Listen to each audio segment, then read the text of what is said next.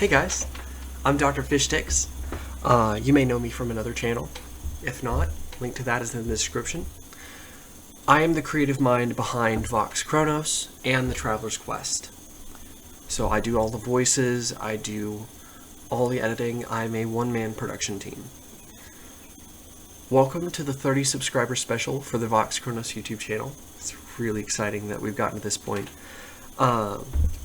There is no Vox Chronos audio for this video because, as you can hear, I'm getting over being sick. I didn't want my congestion to affect the voice recording. Back in between July and December of 2021, you may have noticed I was not around, I wasn't posting videos. That was because I had COVID. So anyway, you may have noticed at the beginning of this video there was an announcement for a new blog series called Trojan. There's going to be 3 posts in this blog series: a friend, an enemy, and a nobody. Or a somebody. You never know. But be sure to check those out. The first one drops on May 1st of this year. And I think this is going to be a pretty good one. It will take off right after the events of the last blog series, A Day in the Life of Vox Chronos. So you may consider it a sequel. So what is Traveler's Quest? What am I doing? What is all this? Why do I have a website?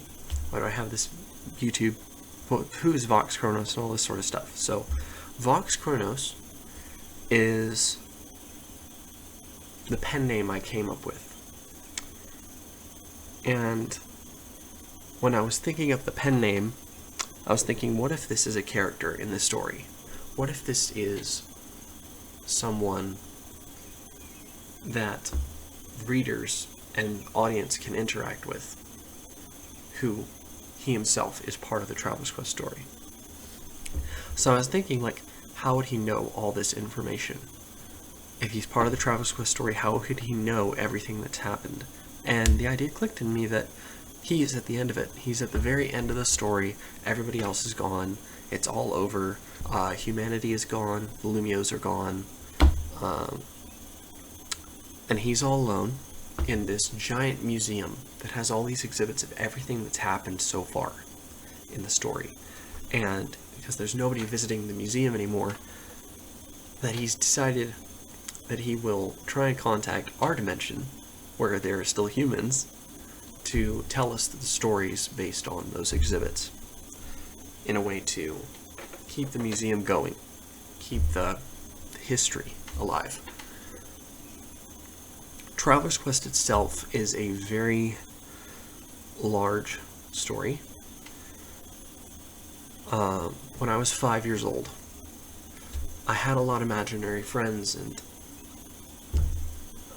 over time, sort of backstory started developing around those friends. And after a while, it got to a point where it started connecting. So backstory over here started connecting with backstory over here, and so on and so forth. A strand here, a string there, until eventually I had this one big story.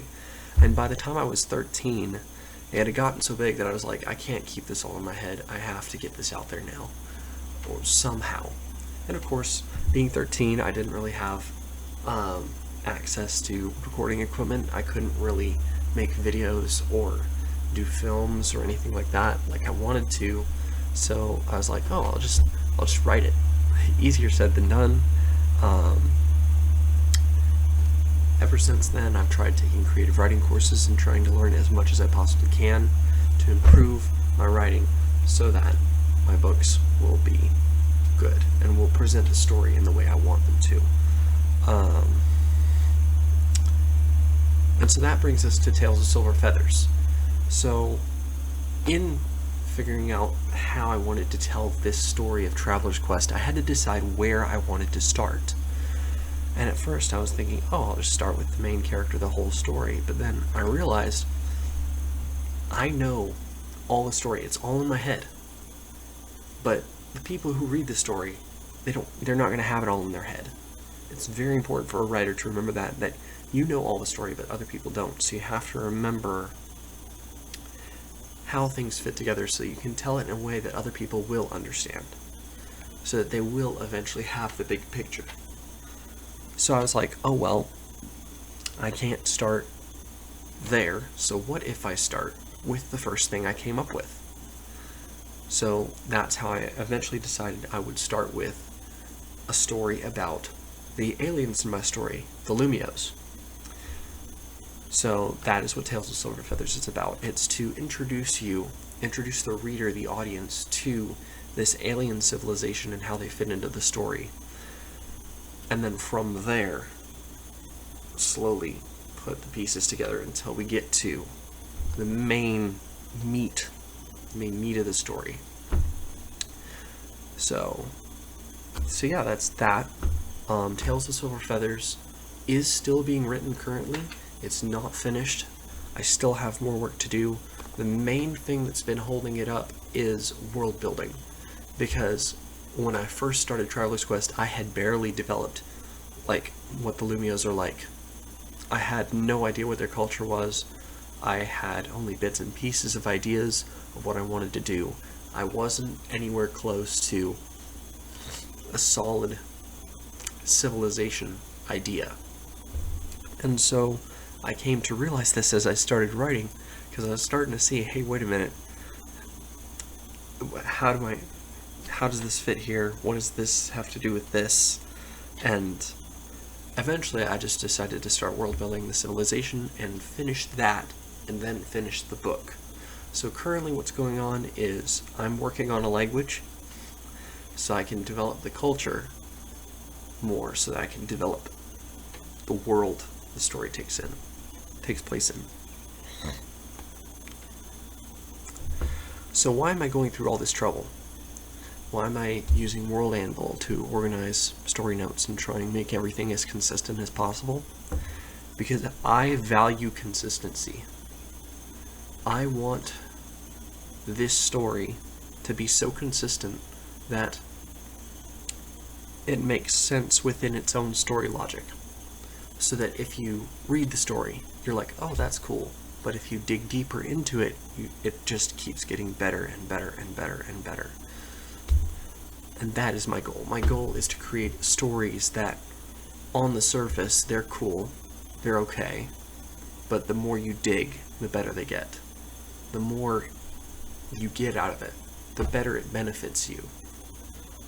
And so, what the future holds is more of that. More information, more of the explanation of this whole world that Vox Chronos exists in, and more explanation of how it connects to ours. So I hope you've enjoyed this deeper look into Traveler's Quest and the reason behind it and who is behind it. I hope you enjoyed this introduction to who I am and why I'm doing this story. And if you are interested in Traveler's Quest, if this is something you feel is exciting, or is interesting, or is something you want to follow, to keep an eye on, then I encourage you to subscribe to this channel.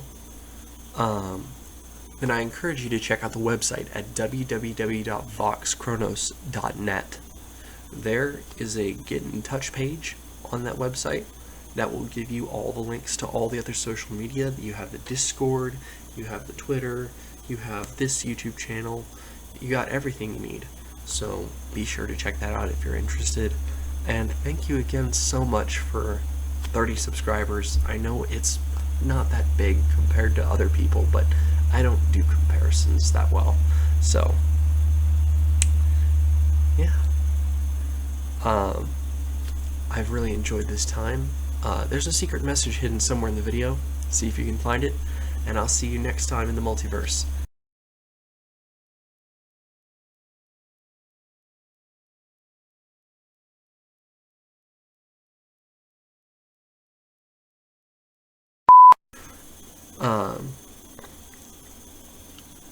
See, I'm having to swallow the... Oh, that's disgusting. Anyway.